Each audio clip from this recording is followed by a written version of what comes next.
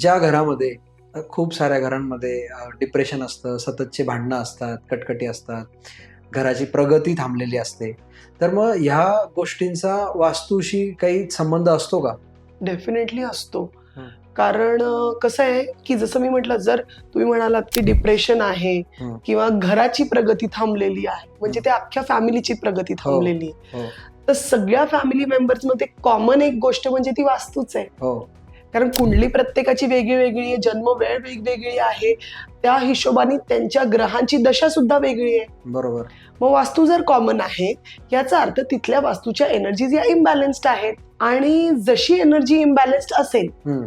त्या हिशोबाने रिझल्ट येतो. बऱ्याच वेळा असं असतं की जास्त प्रॉब्लेम हेल्थ मध्ये असतात हो, किंवा जास्त फायनान्स मध्येच प्रॉब्लेम जास्त असतात बरोबर.